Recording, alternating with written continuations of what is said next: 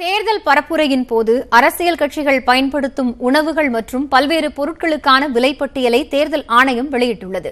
இதேபோன்று கடும் வெயிலில் கூட்டம் நடத்தக்கூடாது எனவும் தேர்தல் ஆணையம் அறிவித்துள்ளது.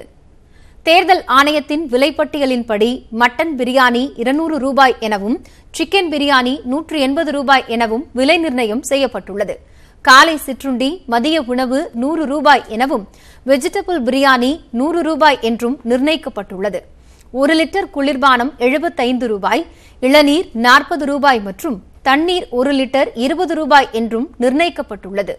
இவை தவிர தேர்தல் பரப்புரையின் போது பயன்படுத்தப்படும் பூ ரூபாய் என்றும் சால்வை ரூபாய் என்றும் பூனம் புடவை ரூபாய் எனவும் நிர்ணயம் செய்யப்பட்டுள்ளது.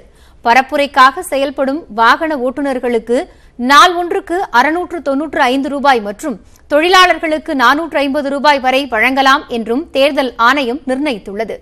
திருமண மண்டபத்திற்கான செலவுகள் 2000 முதல் 6000 வரை இருக்க வேண்டும் என்றும் குளிர்சாதன விடுதி அறைகளுக்கு 9300 ரூபாய் எனவும் விலை நிர்ணயம் செய்யப்பட்டுள்ளது.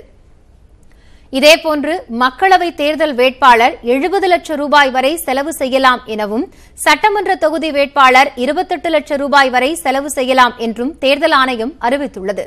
பரப்புரையின் போது குடிநீர், மருத்துவ வசதி அவசியம் செய்து தரப்பட வேண்டும் என்றும் வெயிலில் கூட்டம் நடத்தக்கூடாது எனவும் அரசியல் கட்சிகளுக்கு தேர்தல் ஆணையம் திட்டவட்டமாக அறிவுறுத்தியுள்ளது.